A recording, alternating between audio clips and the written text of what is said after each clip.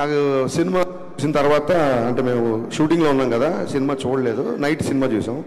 అందరిలాగే నేను కూడా సోషల్ మీడియాలో ఏంటి సినిమా అని చూస్తుంటే లవ్ స్టోరీ లేదు అని ఎక్కడో ట్వీట్ చూశాను. దీంట్లో లవ్ స్టోరీ ఇంకా బాగా చేయొచ్చు, ఈ లవ్ స్టోరీ ఇంకా బాగా చేయాలో అదేదో అన్నారు. నాకు అనిపించింది ఇప్పుడు ఏమైనా టైటిల్ ఏమైనా ప్రేమ పావురాలు అని పెట్టారా దీనికి? మన లవ్ స్టోరీ ఎక్స్పెక్ట్ చేయడానికి ప్రేమ పావురాలు, ప్రేమ పంజరం, ప్రేమాలు ఏమైనా పెట్టామా టైటిల్? తుపాకీ పట్టుకొని అంత గడ్డం పెంచుకొని షూట్ చేసుకుంటూ వెళ్తుంటే లవ్ స్టోరీ ఎక్స్పెక్ట్ చేసామంటే ఏంటి అసలు నాకు అర్థం కాలే. బేసిక్గా మీరు అంటే ఇప్పుడు ఏం మాట్లాడినా మళ్ళీ ఏమవుతుందంటే మళ్ళీ కాంట్రవర్సీ అలా అన్నాడు ఇది అన్నాడు ఇవన్నీ అనుకుంటారు.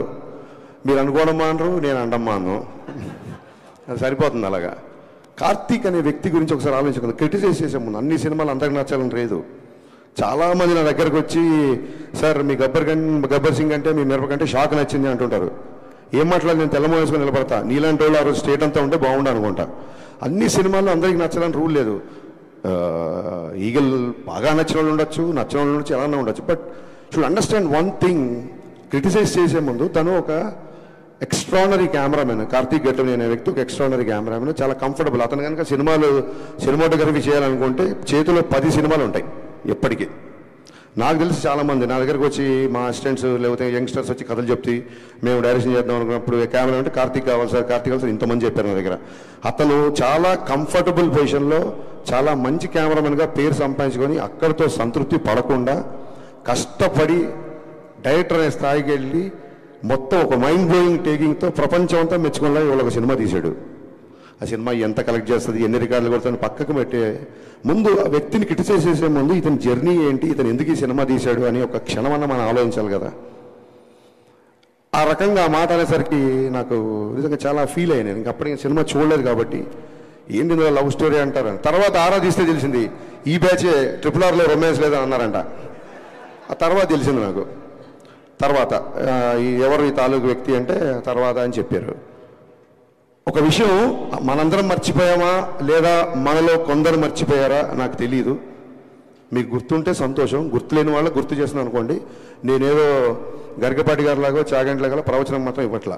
వినండి, సినిమా ఇండస్ట్రీ అంటే ప్లీజ్ సైలెన్స్, ఒక్క మాట సైలెన్స్, మిగతాది కావాలన్నమాట. సినిమా ఇండస్ట్రీ అంటే సినీ నిర్మాతలు, సినీ దర్శకులు, సినీ నటులు, సినీ జర్నలిస్టులు కూడా మనం అందరం ఒక ఇండస్ట్రీ.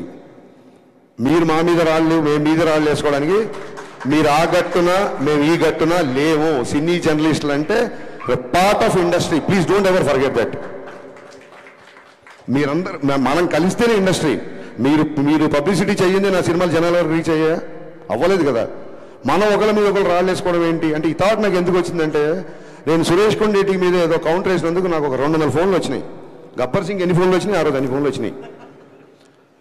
నేను రియలైజ్ అయ్యా, మళ్ళీ వీడియో చూసా, ఎందుకు ఇంతమంది ఫోన్ చేస్తాను వీడియో చూసా. నేనేం పెద్ద గొప్పగా మాట్లాడలా, మామూలుగా నా ఫ్లోలోనే మాట్లాడి అంతే. నాకు సురేష్ కొండేటితో నేను ఆయన సురేష్ కొండేటి నేను కౌంటర్ వేస్తే దానికి అప్రిషియేషన్ ఏంటిది చూస్తే నాకు అర్థమైంది ఏంటంటే నేను గొప్పగా మాట్లాడలా, అతను చాలా సందర్భాల్లో తప్పుగా మాట్లాడాడు. అతని తాలూకున్న కసి నా పట్ల అప్రిషియేషన్గా మారి అన్ని ఫోన్లు వచ్చాయని నాకు అర్థమైంది.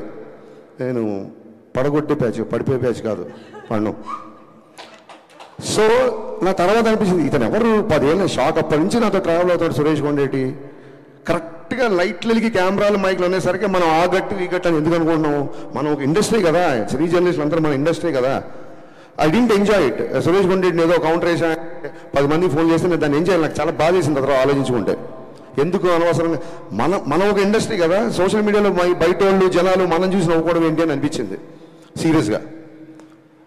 మేము ఏ పొలిటికల్ ఎజెండా లేకుండా సినిమాలు తీస్తున్నామని చెప్పట్లా, తీయాలి అని చెప్తున్నా. మేము ఒక వ్యాపారం చేస్తున్నాం. సినిమా ఫస్ట్ కళాత్మకత, రెండోది వ్యాపారం. నాకు రాజకీయ ప్రత్యర్థి పార్టీలు కూడా నా సినిమా చూడాలని కోరుకుంటా. అన్ని పార్టీల వాళ్ళు, కాంగ్రెస్ వాళ్ళు, టీఆర్ఎస్ వాళ్ళు, బీఆర్ఎస్ వాళ్ళు, బీజేపీ, వైసీపీ, నా సినిమా అందరూ చూడాలనుకుంటా. నేను ఒక వర్గాన్ని ఎందుకు దూరం చేసుకుంటా? నేను దూరం చేసుకునే ఆలోచన నాకు ఎందుకు ఉంటుంది? ఒకసారి నా ట్విట్టర్ హ్యాండిల్ చూడండి. పవన్ కళ్యాణ్ గారు క్లియర్గా చెప్పారు, your cinema director, stick to cinema. Janasena సంబంధించినవి కానీ లేకపోతే ఇంకోటి సంబంధించినది కానీ లేకపోతే నా పద్ధతిలో అన్నారు కానీ మీరు ఎవరు రియాక్ట్ అవ్వాల్సిన అవసరం లేదు. మీ పని మీరు చేసుకుంటే చాలా క్లియర్గా చెప్పారు. ఎందుకంటే సినిమా చేస్తున్నప్పుడు సినిమా హౌస్ఫుల్ అవ్వాలనుకుంటాం. 10 మంది కాదు, 100 మంది, 1000 మంది, 1,00,000 మంది నా థియేటర్లో ఉండాలని అనుకుంటాను నేను. ఒక ప్రత్యేక ఎజెండా అంటూ ఉండదు. నిన్న ట్వీట్ ఎందుకంటే బాధేసింది, అరే 2వ సినిమా చేస్తున్నాడు, మేము ఉన్నాం కదా బండబారిపోయి మీ మాటలకి, మీ ట్రోలింగ్లకి, మీ అన్నిటికీ మా మీద అయ్యండి సెటర్లు, మేము రెడీ. అతను 2వ సినిమా ఒక అద్భుతమైన కెమెరామెన్ ప్యాషన్తో ఒక సినిమా తీశాడు. ఇలాంటి రేటింగ్లు, ఇలాంటి నెంబర్లు, ఇలాంటి కామెంట్స్ మీకు నచ్చలేదు వదిలేయండి. సంస్కృతిలో సామెత ఉంది, నప్రియాత్ సత్యం అప్రియం. అవతల వ్యక్తికి నచ్చని ఒక సత్యాన్ని కూడా చెప్పొద్దని ఒక సామెత ఉంది. మన ఇండస్ట్రీ కదా, మన వ్యక్తి కదా, వాడికి ఏం మీరు ఆకాశం మీద పెట్టకర్లా. ఏమైపోయిందంటే ఒక చిన్న లైన్ మిస్ అవుతున్నాం. క్రిటిసిజంకి ట్రోలింగ్కి తేడా తెలియకుండా పోతుంది. విమర్శ వేరు, ఎద్దేవా ఎగతాళి వేరు. ఎవరో సోషల్ మీడియాలో ఫ్రస్ట్రేటెడ్ యూతో, ఫన్ కోసం చేసే యూతో ట్రోల్ చేస్తారంటే అర్థం ఉంది. మన రివ్యూలు కూడా, మన మనుషులు కూడా ట్రోలింగ్ స్థాయికి దిగజారిపోతున్నారు. అక్కడ బాధేస్తుంది. క్రిటిసిజంకి ఎవరు అనరే, ఇక్కడ హరీష్ శంకర్ ఈ సీన్ దగ్గర పట్టు తప్పాడు, ఇక్కడ డైరెక్షన్ బాగాలేదు, ఈ సీన్ సరిగ్గా రాయలేదు. అద్భుతమైన క్రిటిసిజం కదా, క్రిటిసిజం చేయండి. ఎత్తేవా ఉన్న ఎగతాళి స్థాయికి వెళ్ళిపోతుంది, అక్కడ బాధేస్తుంది. ఇవన్నీ జరిగిన తర్వాత ఏమంటారంటే మళ్ళీ మైకి తీసుకున్నాడు, మళ్ళీ గట్టిగా మాట్లాడారంటారు. ఖచ్చితంగా గట్టిగా మాట్లాడతాను. 4 ఏళ్ళు అయింది, సినిమా లేట్ అవుతుందని చెప్పి ప్రొడ్యూసర్ ఇంట్లో కూర్చొని తెల్లారుల వరకు మద్యం తాగాడు ఒక డైరెక్టర్. ఇతను పవన్ కళ్యాణ్తో బ్లాక్ బస్టర్ తీసి ఎంతకుముందు ఇంకెవరు? ఇది మళ్ళీ ఆడికి ధైర్యం ఉండదు, మొత్తం రాసిన ధైర్యం ఉండదు. ఒక షాడో పెట్టి పెడతాడు, దమ్ముంటే నా ఫోటో వేసి హరీష్ శంకర్ తెల్లారులు తాగాడని రాయి, దాని తర్వాత నేను కౌంటర్లు వేస్తాను. నువ్వు నాకు ఏమైనా ఐస్ వేసావా? నాకు పెగ్గు కలిపావా? ఎరా పెగ్గ బట్టరా అంటే నువ్వు ఏమైనా పెగ్గు తీసుకొచ్చావా? ఏంట్రా నీ సోర్సు? పోనీ ధైర్యంగా ఫోటో వేసి రాయడు ఒక చిన్న షాడో. హౌ లాంగ్ అండి? How long we should take all this non sense? I'm asking. ఇప్పుడు ఏమంటారు, ఇంకా మళ్ళీ మొదలు, రేపొద్దు నీ సినిమా కూడా వస్తుంది కదా, నీది కూడా చేస్తావు కదా. మాటకు ముందు ఆ గ్యాప్ వచ్చింది. నేను ఇప్పుడు 2 సినిమాలు షూటింగ్ చేస్తున్నా, ఉస్తాద్ భగత్ సింగ్, మిస్టర్ బచ్చన్. అతి త్వరలో ఇంకో 2 పెద్ద హీరోలతో అనౌన్స్మెంట్ రాబోతున్నాయి, సినిమాలు చేయబోతున్నా. ఇది ఏంటి ప్రోగ్రెస్ రిపోర్టా? మా నాన్నలాగా మీరు నా స్కూల్లో ఏమైనా ఫీజు కట్టారా? నేను ఏం చేస్తాను మీకు చూపించుకోవడానికి? 4 సంవత్సరాలు కుదరకపోతే నా 5 ఏళ్ళు కుదరదు. ఏంటి మీ ప్రాబ్లం ఏంటి? మీ ఇంటికి వచ్చి ఏమైనా అడుగుతున్నానా? నా రెంట్ కట్టండి అన్నా, నాకు ఇంకోటి చేయండి అను. సినిమా లేట్ ఉందని ఫ్రస్ట్రేషన్తో ఇదా నాకు తర్వాత అనిపించింది. ఎక్కడో చదివా, హరీష్ శంకర్ తాగిన మద్యం గురించి మాట్లాడడం కాదు. మన మన మన మన వాళ్ళు ఎలా ఉంటారంటే, శ్రీశ్రీ రాసిన పద్యం కంటే కూడా శ్రీశ్రీ తాగిన మద్యమే ఎక్కువ ప్రాచుర్యం పొందిందని చెప్పాడు కవి. విపరీతమైన పర్సనల్ అటాక్. మేమేమన్నా గాంధీ మాత్రం చెప్పామో మీకు? విపరీతం అయిపోయింది. నాకు కార్తీక్ పరీక్షలో నేను ఆ విషయంలో చాలా ఫీల్ అయ్యా. రేపు మన సినిమాలు వస్తున్నాయి, రేపు పొద్దున ఖచ్చితంగా పీపుల్ మీడియా ఫ్యాక్టరీ విశ్వప్రసాద్ చాలా ఓపెన్గా చెప్పారు 100 సినిమాలు చేస్తానని. మేము అన్ని సినిమాలు చేస్తామని తెలియదు, ఎందుకంటే మీకు చూస్తున్నారు కదా 3-2 ఏళ్ళు పడుతుంది మరొక సినిమాకి. సో అన్ని సినిమాలు తీయొచ్చు, తీయకపోవచ్చు. ఒకసారి మా గ్రూప్లో, మా డైరెక్టర్ గ్రూప్లో రాఘవేంద్ర గారు ఏదో సినిమాకి 27 years 100 films 150 అనేది పెట్టారు. మేము అందరం కంగ్రాట్ చేసాం. నేను అన్నాను, మేము 100 yearsలో కూడా 27 సినిమాలు తీయలేమేమో ఇప్పుడున్న పరిస్థితుల్లో అని చెప్పాను. ఇక్కడ నెంబర్ ఆఫ్ సినిమాలు వస్తాయి, మాలో విషయం ఉన్నంత వరకు మేము నిలబడతాం. ఆయన 100 సినిమాలు చేయడానికి వచ్చిన ప్రొడ్యూసరు, ఆయన 100 సినిమాలు తీద్దాం అనుకున్నప్పుడు ఎన్ని లక్షల మందికి వస్తుందో, దాన్ని ఏమంటారు, ఒక ఉపాధి వస్తుందో ఒకసారి ఆలోచించండి. సేవ్ టైగర్స్ కాదు, సేవ్ ప్రొడ్యూసర్స్. మనం మీడియా అవ్వచ్చు, మీరు అవ్వచ్చు, మేము అవ్వచ్చు. మేము కంపల్సరీ కాపాడదు. 100 సినిమాలు తీసేవాడిని 50 తర్వాత పంపించేశారనుకోండి, మనకే 50 సినిమాలు రెవెన్యూ పోయినట్టు. రేపు మీ సినిమాలు వస్తున్నాయి, రాస్తారు, అది ఇది అంటారేమో. పర్టికులర్గా మళ్ళీ గుమ్మడికి వెళ్తాం కానీ అందరు భుజాలు అనుకోకండి. పర్టికులర్గా సదరు వెబ్సైట్కి చెప్తున్నా, మీరు ఏమన్నా రాసుకోండి. ఎందుకంటే ఈ ట్రోలింగ్లు మీకు కొత్తనేమో. సినిమా పుట్టాక వెబ్సైట్లు పుట్టాక సినిమాలు పుట్టాకే వెబ్సైట్లు పుట్టాయి. మేము ఇంట్లో నుంచి బయలుదేరి వచ్చే ముందు డైరెక్షన్ చేద్దాం అన్నప్పుడు ఫస్ట్ ట్రోలింగ్ స్టార్ట్ చేసింది మా అమ్మ, మా నాన్న.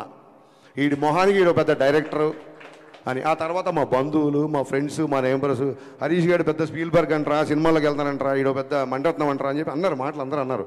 ఈ ట్రోలింగ్లు మాకేం కొత్త కాదు. ఇప్పుడు మీరు చేసే ట్రోలింగ్ అసలు అప్పుడు ఏమీ లేనప్పుడే ట్రోలింగ్ చేస్తున్నారు.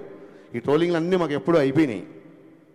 ఎందుకు ఫర్దర్గా కూడా మేము తీసుకుంటామంటే, నేనే కాదు, హీరో అవ్వచ్చు, హీరోయిన్ అవ్వచ్చు, అసిస్టెంట్ డైరెక్టర్ అవ్వచ్చు, మ్యూజిక్ డైరెక్టర్ అవ్వచ్చు, అన్నిటికీ తెగించే ఇక్కడికి వచ్చాము. Just I want make it remind.